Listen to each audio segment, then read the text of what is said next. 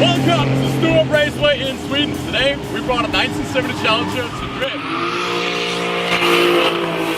It's 440 big block, 4-speed manual brakes, manual steering, may I emphasize. Try to see if we can roll some tires in this thing. I have no angle kit by the way either. I think we maybe have 30 degrees of angle, so bear with me. And this thing is heavier to turn than an actual semi-truck without power steering. Just saying. Let's go out there to red pitch.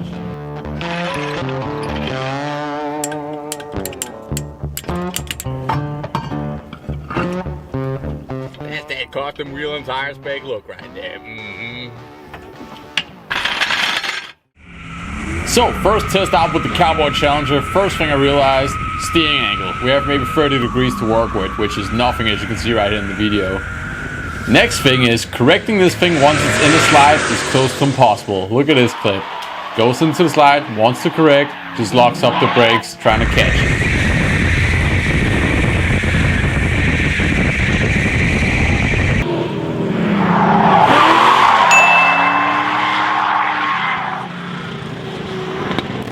First time out here, took it easy, learned the car a little bit, but we went back into the pit because I realized these old rear tires that I had on, these drift spares, were too old. We needed a little bit more grip to make it a little bit more safe and more controllable. So back into the pit, and we're gonna try to throw on some other wheels in this Challenger to see if we can control it just a little bit better. And in the end of the video, it gets better. So we just got in from our first test drive with some really bad tires. Let me tell you, this thing is hoot to handle, okay? I'm dropping this thing in third gear and just letting it rip, and it spins the tires, no freaking problem. However, the biggest problem, right? Big heavy car, no power steering with this rack and pinion, and it's such a tight ratio, it is so tough to steer it. I mean, I'm holding on for dear life with two hands, and I was about to hit the wall 2 times already, and I was like, damn, I gotta gear down. So, around like 2 laps, and the first set of tires already done. These were pretty old, so I assume the next ones are gonna hold a little bit longer, I don't know. But after my success, we're just gonna relax for a little bit.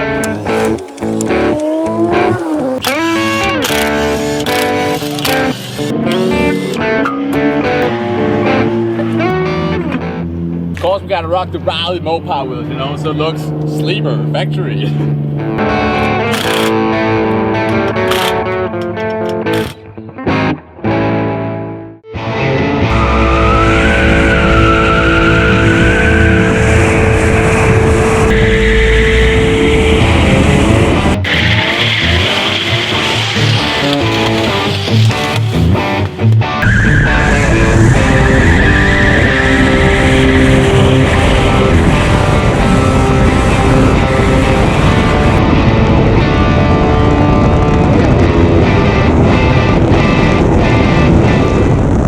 Instead of making this like a 30-second reel or edit with music on, I insisted on keeping like full-length clips in here instead, in a way where you guys can see more of the action.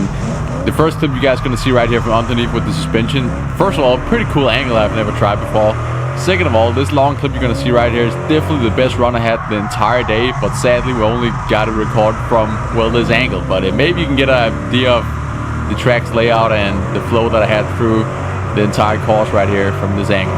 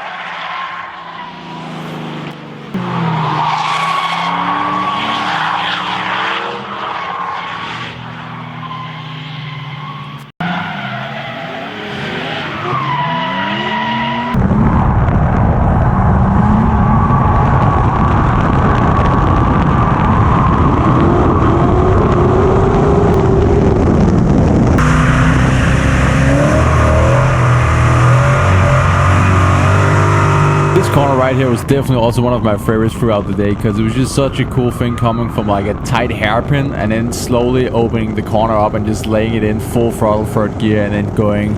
I think we were definitely doing like 60 plus sideways right here with a 6,000 RPM and probably 100 and, I don't know, 40 miles per hour wheel speed. It was a lot of fun.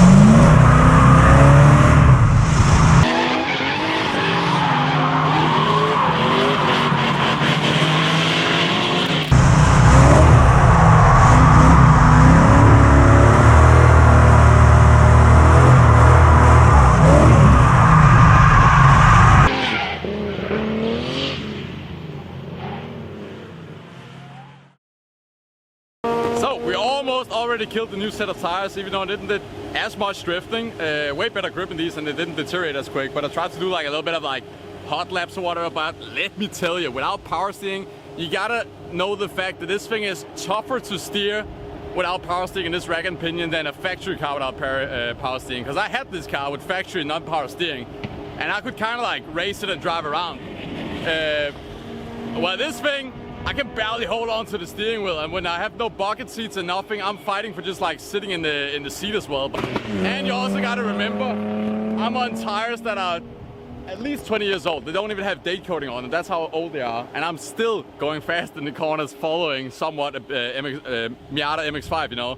So that's pretty impressive for a very nose heavy stock, well, even worse than stock tire, non-power steering muscle car. Great fun though, insanely much fun, and that's so much power that I can literally just choose where I want to slide this thing, and it slides. I mean, I literally slid this entire corner, the whole straightaway over there, and when you add a little bit of foot brake into it, which I'm barely doing, I can slide the whole track. And we definitely won a lot of crowd pleasing right here, because so many people have been coming up to me and be like, dude, this is sick that you're drifting this, and especially the fact that I'm on old 14-inch tires and pretty much a stock car, if you will. Sure, it has a Cure one-stop frame and whatnot, but it's not anything like crazy. Not like that anyhow. So yeah, we definitely got some street cred from all the drifters. Well, I think that was our last run. I do have 2 more tires, but sadly I can't fit them on there. Sadly I can't fit them on there because the hub-centric part is too small for the Chrysler rear end. And of course the spacers I got with are too thick, so there's not enough threads on the wheel studs. Don't really want to risk it, you know, so it is what it is. Anyway, we're gonna pack up. I'm gonna throw the old street tires on again, and then we're headed back home. Hell yeah.